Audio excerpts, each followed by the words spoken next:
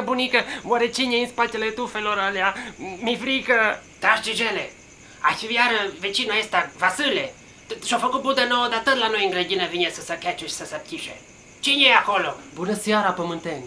Eu sunt un extraterestru. Așa? Și ce vrei la mine în grădină? Poate vrea să ne mănânce. Nici vorbă.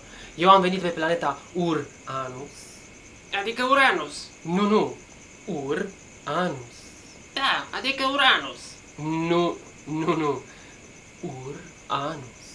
Da, adică... Știi ce? Dă-i pace. Dar de ce ai venit aici? Am auzit că aveți mari probleme cu educația. Cine ți-a zis? Ce probleme?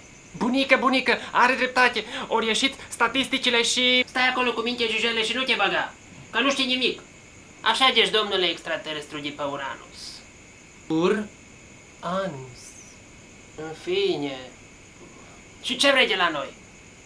Vreau să vă dau cunoașterea absolută. Wow! Și la ce bună cunoașterea asta absolută? Ce e asta? Ea are nenumărate aplicații. Cu ajutorul ei veți ști tot ce se întâmplă în jurul dumneavoastră.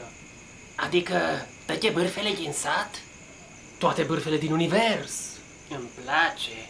Veți fi mai aproape de conștiința universală. Adică de... Da. Tu l-ai... Veți putea călători prin toate galaxiile și nu va mai trebui să munciți niciodată. Nu spune tu. Veți percepe toate undele electromagnetice 15G. Extraordinar. Adică stai, astea-s ca unghiile 5G? Da, doar că de 3 ori mai puternice. Și de asemenea, veți fi primiți în oculta cosmică. Și asta e un fel de ocultă mondială, dar mai mare, nu?